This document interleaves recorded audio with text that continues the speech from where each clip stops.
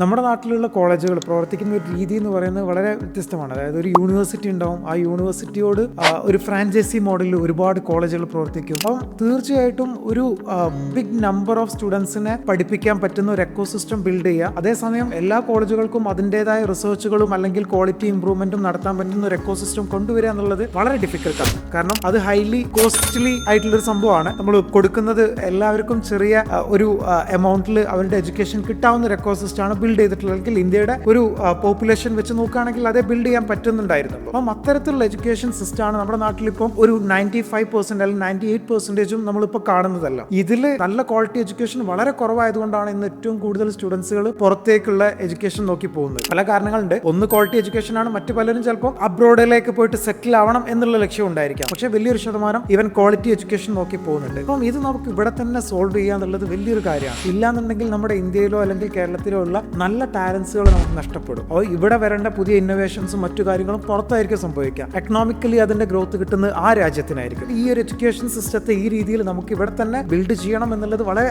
നിർബന്ധമായിട്ടുള്ള ഒരു കാര്യമാണ്. Even universities നോക്കുകയാണെങ്കിൽ US തന്നെ ആദ്യത്തെ ടോപ്പ് 20 എന്ന് പറയുന്നത് പ്രൈവറ്റ് യൂണിവേഴ്സിറ്റീസ് ആണ്. 21 ആണ് പബ്ലിക് സെക്ടർ എന്നുള്ള യൂണിവേഴ്സിറ്റി എന്ന് പറയുന്നത്. അപ്പോൾ ഇത്തരത്തിലുള്ള ടോപ്പ് യൂണിവേഴ്സിറ്റീസ് അല്ലെങ്കിൽ ടോപ്പ് കോളേജസ് ഈ മാറ്റങ്ങൾ കൊണ്ടുവരുന്ന സ്ഥാപനങ്ങൾ വരണം എന്നുള്ളത് വളരെ അനിവാര്യമായിട്ടുള്ളൊരു കാര്യമാണ്.